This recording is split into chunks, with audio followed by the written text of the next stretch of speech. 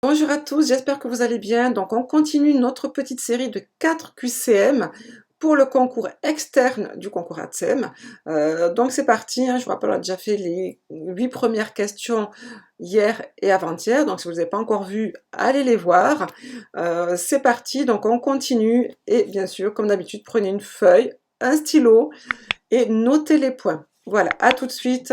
On continue, donc partage d'écran.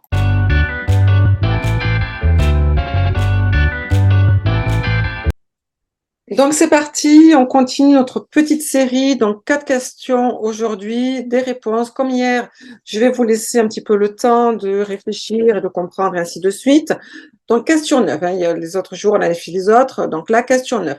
Léon, élève en grande section ordinaire, vif et enjoué, arrive en pleurs tous les jours à l'école. Il paraît de plus en plus stressé à l'approche de la récréation et des temps de restauration scolaire. Ses parents et l'enseignant s'interrogent car ils ne comprennent pas la cause de cet état soudain. Pour votre part, vous avez l'impression que Léon est harcelé par deux autres enfants.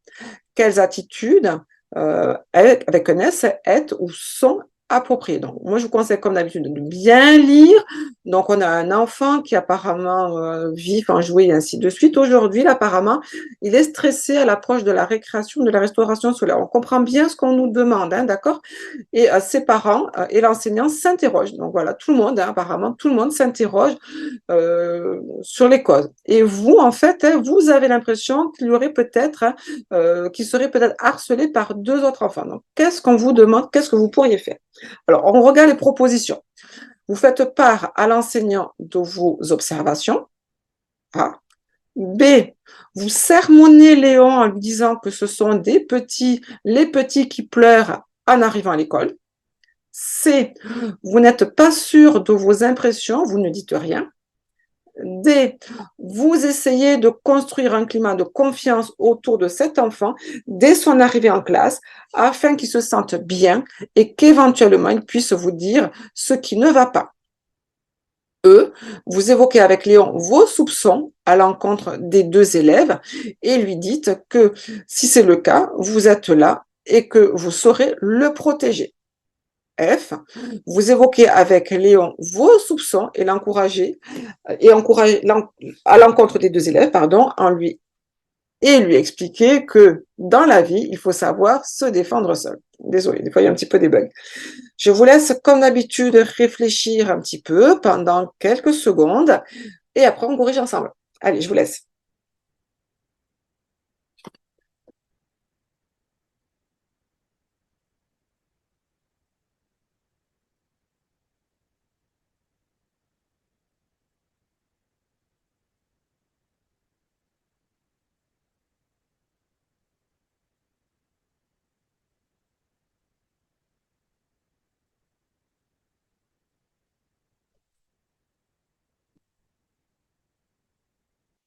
Alors, si on regarde bien, vous faites part à l'enseignant de vos observations. Là, oui, bien évidemment, puisque vous êtes un binôme avec l'enseignant, hein, d'accord? Donc, vous pouvez bien évidemment, et vous devez même, hein, bien évidemment, faire part de vos observations, c'est-à-dire que vous pensez qu'il est harcelé. Donc, celle-là, oui, il faut la mettre. Vous sermonnez Léon. Alors déjà, là, ça commence très mal, hein. On ne sermonne pas un enfant, on ne gronde pas un enfant, hein, voilà. En plus de ça, en lui disant que ce sont les petits qui pleurent en arrivant à l'école, donc celle-là, non. J'espère que personne ne l'a mis. Non, c'est pas possible. Vous n'êtes pas sûr de vos impressions, vous ne dites rien. Là non plus, attention, hein. Il y a mise en danger de l'enfant, risque, on va dire, de harcèlement. Donc, même si vous n'êtes pas sûr, rien ne vous interdit d'en parler. Là, vous faites part de vos observations, il n'y a pas de souci. Donc, celle-là, non. Voilà, vous avez des soupçons, on en parle. On a une équipe éducative, on discute ensemble, on en parle. Vous essayez de construire un climat de confiance autour de cet enfant dès son arrivée en classe, afin qu'il se sente bien et qu'éventuellement, il puisse vous dire ce qui ne va pas. Éventuellement, donc effectivement, voilà, et là, on est vraiment dans la notion de bienveillance, le respect. Donc oui, bien évidemment que ça, c'est possible, bien évidemment, oui. Vous évoquez avec Léon vos soupçons à l'encontre des deux élèves et lui dites que si c'est le cas, vous êtes là pour vous et que vous saurez le protéger. Non, c'est pas du tout à vous de protéger un enfant, hein, d'accord. Vous n'êtes pas là non plus pour évoquer vos soupçons, hein, voilà. Donc non, ça non, pas du tout. C'est pas du tout votre rôle. Vous évoquez avec Léon vos soupçons à l'encontre des deux élèves et lui expliquer que dans la vie, il faut savoir se défendre seul. Alors là, c'est encore pire. Autrement dit, vous êtes en train de lui dire que bah, vas-y, serre-toi tes mains, tes poignets et bats les enfants. Donc non. Éventuellement, là, celle-là, je comprends que certains ont peut-être eu des doutes, des inquiétudes, voilà, mais attention, sachez que ce n'est pas à vous de protéger l'enfant, hein, d'accord. Dès qu'il y a quelque chose, on discute avec l'enseignant, c'est l'enseignante qui va prendre des mesures, ou le directeur, mais ce n'est pas à vous. Voilà, donc là, c'était la A et la D.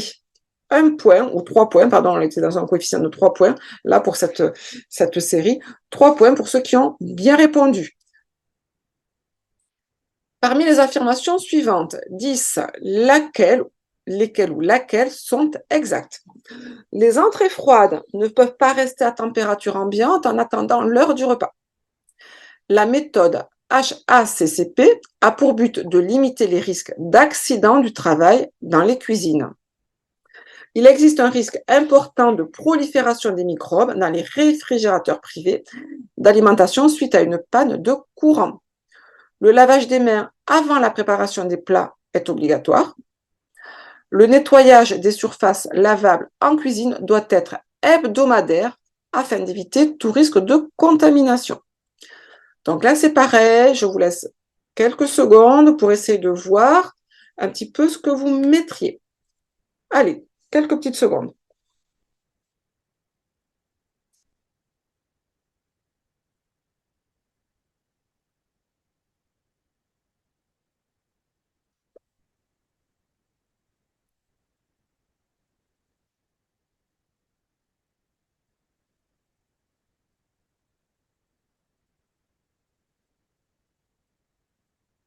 Posez-vous bien les questions, hein, surtout. C'est très important de bien se poser les questions.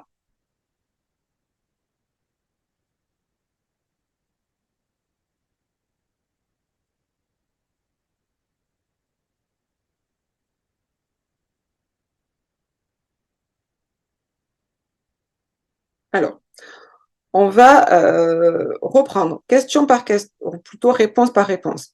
Les entrées froides ne peuvent pas rester à température ambiante en attendant l'heure du repas. On vous dit les questions qui sont exactes. D'accord? C'est très important aussi, avant de répondre, de voir qu'ils sont exacts. Donc, on se pose la question, est-ce que vraiment les entrées froides ne peuvent pas rester à température ambiante en attendant l'heure du repas? Autrement dit, est-ce qu'il faut que je les mette, même si on ne mange pas encore, est-ce qu'il faut que je les mette au frais, même si elles sont froides? Voilà, elles sont froides, mais est-ce que je dois les mettre au frais? Ben, oui, bien sûr que c'est exact. Pourquoi? Parce que la prolifération des micro-organismes est très rapide. On considère qu'au-delà de 30 minutes, ça y est, les micro-organismes, les bactéries vont s'installer dans l'aliment, même s'il est froid. Donc oui, bien sûr, on va mettre notre repas, notre plat au frais. Ça, c'est sûr. La méthode HACCP a pour but de limiter les risques d'accidents au travail dans les cuisines. HACCP, c'est pour les questions, on va dire, d'hygiène alimentaire. Hein, voilà. Est-ce que ça a uniquement un but de limiter les risques d'accidents du travail? Non, ça c'est du court. C'est pas que les risques d'accident du travail, c'est également les risques biologiques, bactériologiques, les risques, on va dire, d'allergie, bien sûr les risques physiques. Voilà, donc c'est pas que l'accident du travail. Donc là, non, c'est pas exact. Il existe un risque important de prolifération des micro-organismes dans les réfrigérateurs privés d'alimentation suite à une panne de courant. Alors là, effectivement, c'est un petit peu particulier parce qu'on est en principe dans le domaine public, là, puisqu'on est dans une école, et là, on vous parle du domaine privé. Mais la question, plutôt la réponse, désolé, la réponse, elle est juste. Voilà, effectivement, oui. Si moi, mon frigo, ou si vous, votre frigo, eh bien, il tombe en panne, ben forcément qu'on va avoir une prolifération de microbes. En fait, là, c'était assez déroutant parce qu'on nous pose une question, on est bien d'accord, on est en restauration scolaire, donc on n'est pas du tout dans le privé. Et pourtant, en tout cas en principe, domaine public plutôt, mais bon, il y a des restaurations scolaires aussi privées, bien sûr. Mais voilà, donc c'était assez déroutant pour certains, je pense. Donc, mais en tout cas, la réponse, elle est juste. Donc, je fluote. Le lavage des mains avant la préparation des plats est obligatoire. Ben, oui, bien évidemment que c'est obligatoire. J'espère quand même qu'on m'a mis ça, hein, forcément. Le nettoyage des surfaces lavables en cuisine doit être hebdomadaire afin d'éviter tout risque de contamination. Alors attention, hebdomadaire, ça veut dire une fois par semaine. Ben non, parce que si vous le faites qu'une seule fois par semaine, ça risque d'être un petit peu sale. Donc non, c'est pas une fois par semaine, c'est tous les jours, voire même plusieurs fois par jour. Donc là, on avait la A, la C et la D. Pour ceux qui ont bien répondu, 3 points. Pour ceux qui ont une mauvaise réponse ou voilà, c'est 0,5. Et pour ceux qui n'ont aucune bonne réponse, c'est 0. Question 11. Le service de restauration scolaire. Service de restauration scolaire peut être mis en place directement par la commune ou délégué à un prestataire, est uniquement accessible aux enfants qui sont capables de manger tout seuls, est un service public obligatoire, peut fournir les repas spécifiques aux enfants souffrant d'allergies alimentaires, est obligatoirement gratuit pour les enfants habitant la commune. Pareil, je vous laisse réfléchir quelques secondes.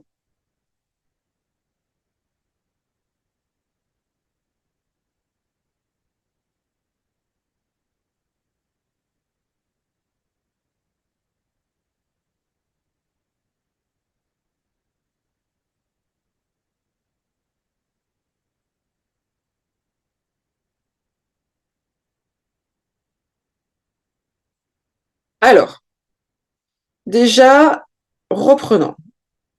Le restaurant scolaire, la restauration scolaire. Peut-être, alors là, attention, voyez, on a peut-être, on n'a pas doit être, on a peut-être. Attention, ces verbes, je vous les ai déjà dit, hein, devoir, pouvoir, c'est pas du tout pareil. Peut être mis en place directement par la commune ou délégué à un prestataire. Ben oui, elle peut être effectivement par la commune ou mis en place par un prestataire. Oui, et peut-être parce que, attention, ce n'est pas obligatoire. Le restaurant scolaire n'est pas obligatoire. Donc déjà, celle-là, vous voyez, hop, on sait qu'elle est fausse. B, est uniquement accessible aux enfants qui sont capables de manger tout seuls. Ben non, parce que là, on est dans la discrimination quand même, hein. Donc, si un restaurant scolaire, tous les enfants peuvent manger tout seuls, peuvent manger, je veux dire. Et d'ailleurs, ça sera le rôle du coup de la TSEM d'accompagner les enfants, de les aider, de les mener vers l'autonomie, ainsi de suite. En tout cas, ce n'est pas ouvert uniquement aux enfants qui peuvent manger tout seuls. Non, ça non. Et ça vient de le voir, je répète, le restaurant scolaire n'est pas obligatoire. Les écoles n'ont pas l'obligation d'avoir un restaurant scolaire. Dans les petits villages, il n'y a pas de restaurant scolaire. Alors, le service de restauration scolaire peut fournir des repas spécifiques aux enfants souffrant d'allergies alimentaires. Voilà. Donc, est-ce qu'elle peut ou est-ce qu'elle doit? Hein, voilà. Peut, doit. Doit, non. Ce n'est pas une obligation. Par contre, elle peut, si elle décide effectivement de fournir, voilà. Donc ça, effectivement, elle peut. Attention, peut, devoir, peut, oui. Est obligatoirement gratuit pour les enfants habitant la commune. Ben non, puisque ce n'est pas partie du domaine, on va dire, public, hein. Ce n'est pas partie du programme de l'école. L'école est gratuite, mais pas la restauration scolaire. Voilà, il y a certaines communes qui vont effectivement le mettre système gratuit, en fonction bien sûr du budget de la commune, mais toutes les communes ne peuvent pas le faire. Donc non, c'est pas obligatoire, vous voyez, obligatoire. Donc là, on avait A et D. 3 points pour ceux qui ont les bonnes réponses, 0,5 pour ceux qui n'ont qu'une seule bonne réponse, et 0 pour les autres. 12. Le Code de l'éducation précise que l'école s'enrichit et se conforte par le dialogue et la coopération entre tous les acteurs de la communauté éducative. D'accord? Communauté éducative. Le Code de l'éducation. Je vous rappelle que le Code de l'éducation, c'est vraiment le gros code rouge là qu'on va retrouver, qui est la base on va dire, de l'école, hein, voilà. Vous n'allez pas le lire, mais vous avez quand même s'il y a beaucoup d'articles de loi que vous devez connaître un petit peu, voilà. Donc là, on parle de communauté éducative. Alors, la communauté éducative, petit a, la communauté éducative se compose uniquement de la direction de l'école et des enseignants. Donc, se poser la question, hein, qu'est-ce qu'il y a dans la communauté éducative? Qui c'est qui peut en faire partie? Là, on vous dit, la communauté éducative rassemble les élèves, les personnes des écoles et d'établissement, les parents d'élèves, les collectivités territoriales, les associations éducatives ainsi que les acteurs institutionnels, économiques et sociaux associés au service de l'éducation, du public de l'éducation. Donc en fait, là, il y a pas mal de monde. Est-ce que tous ces gens, alors là, on avait, attention, se composent uniquement, hein, d'accord? Là, on n'a pas uniquement. Là, il y a rassemble les élèves, les personnes des écoles et établissements, les parents d'élèves, les collectivités territoriales, les associations éducatives, ainsi que les acteurs institutionnels, économiques et sociaux. Voilà. C, la communauté éducative vote le règlement intérieur de l'école. D, les ATSEM font partie de la communauté éducative. Donc, je vous laisse pareil. 2-3 minutes, ou quoi, quelques secondes plutôt, désolé.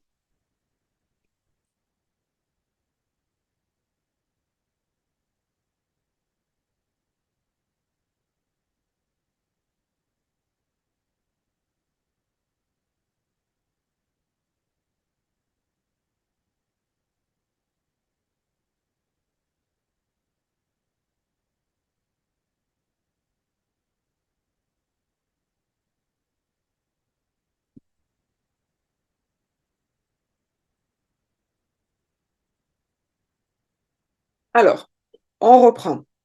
La communauté éducative se compose uniquement de la direction des écoles et des enseignants. Ben non, non, j'espère que vous n'avez pas mis ça. Vous savez que dans la communauté éducative, l'ATSEM fait partie de la communauté éducative.